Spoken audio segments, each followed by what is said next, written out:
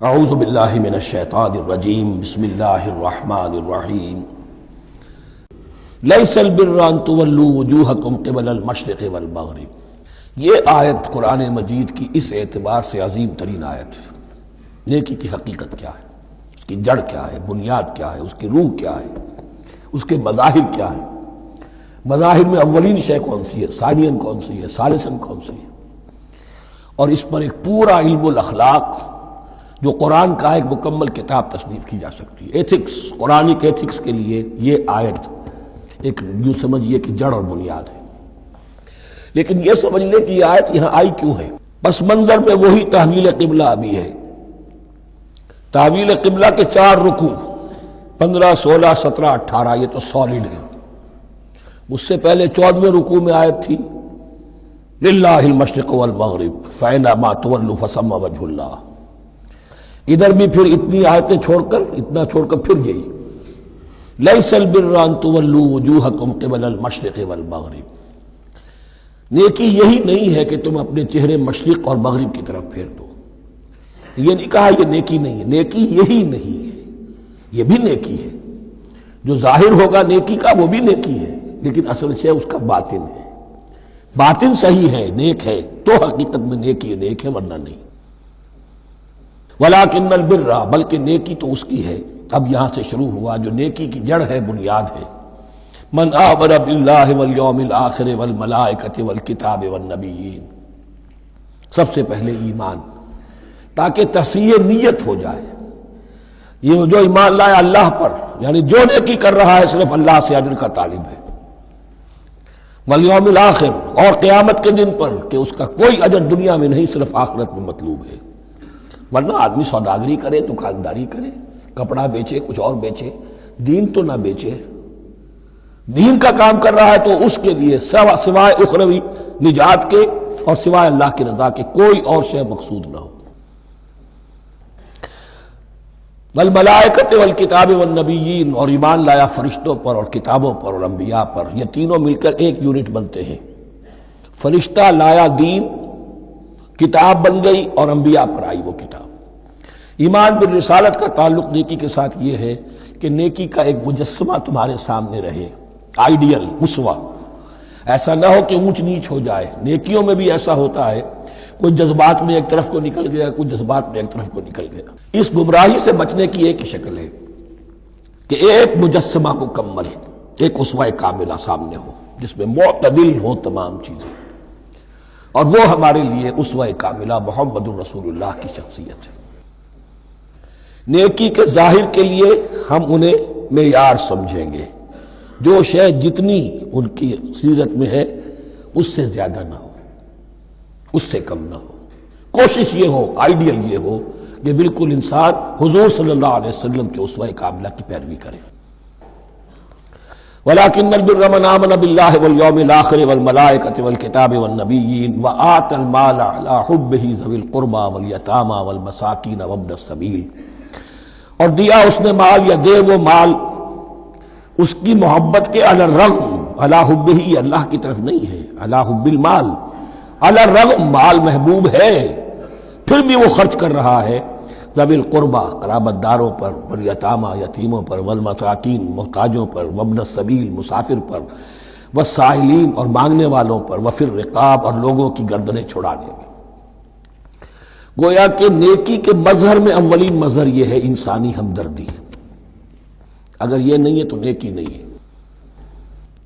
عبادات کے انبار لگے ہوں اور دل میں شقاوت ہو، انسان کو حاجت میں دیکھ کر دل نہ پسیجے، کسی کو تکلیف میں دیکھ کر تجوری کی طرف ہاتھ نہ بڑھے حالانکہ تجوری میں مال موجود ہو، تو وہ دین کی روح سے بالکل خالی ہے۔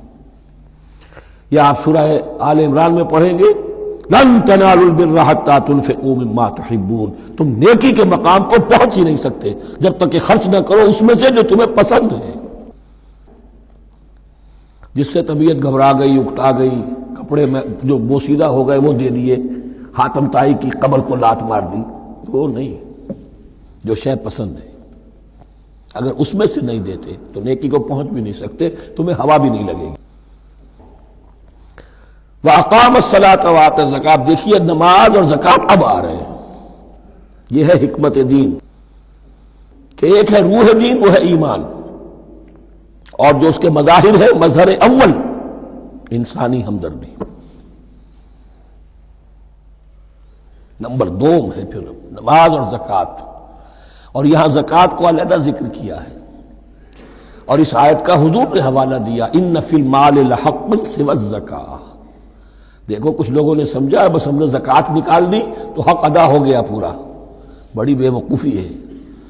مال میں حق ہے زکوٰۃ کے سوا بھی، اور اب آپ نے یہ آیت پڑھی، دیکھو اس آیت میں کیا ہے، زکوٰۃ کا تذکرہ بعد میں ہو رہا ہے، وَآتَ الْمَالَ عَلَىٰ حُبِّهِ ذَوِي الْقُرْبَىٰ وَالْيَتَامَىٰ وَالْمَسَاكِينَ وَابْنَ السَّبِيلِ وَالسَّائِلِينَ وَفِي الرِّقَابِ وَأَقَامَ الصَّلَاةَ وَآتَى الزَّكَاةَ۔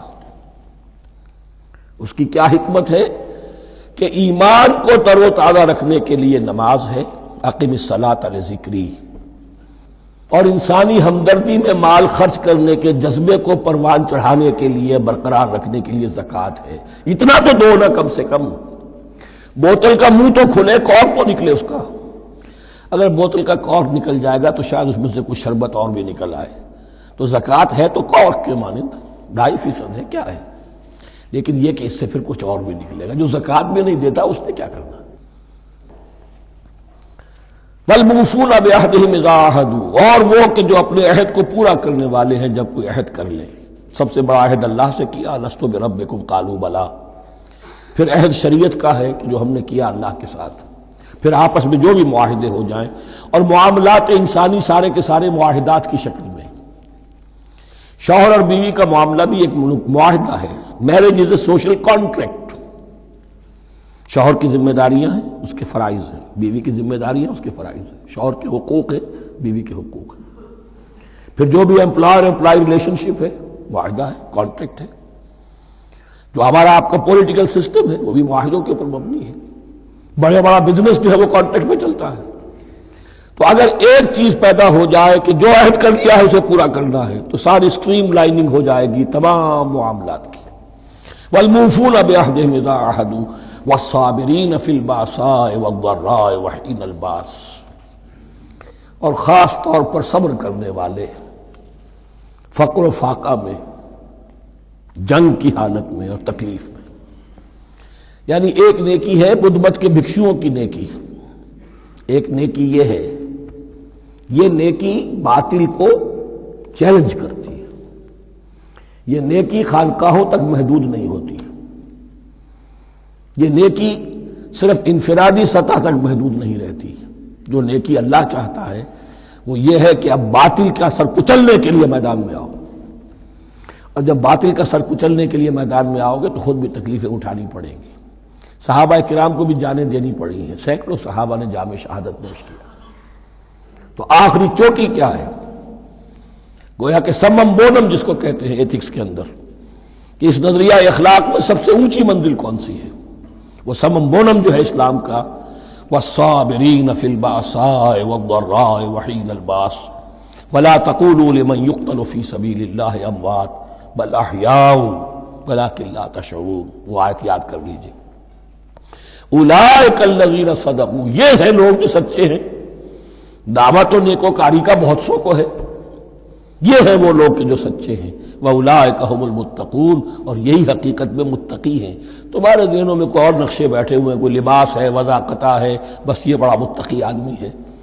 تقویٰ اس کا نام ہے، یعنی یہ پوری انسانی شخصیت کا ایک حیولہ ہے، ایک پوری انسانیت کا ایک فرد کا نقشہ کھینچ دیا گیا کیریکٹر کا، جس کے اندر روح ایمان اور خارج میں اس ترتیب کے ساتھ دین کی یہ تقاضے اور نیکی کے یہ مظاہر موجود ہیں۔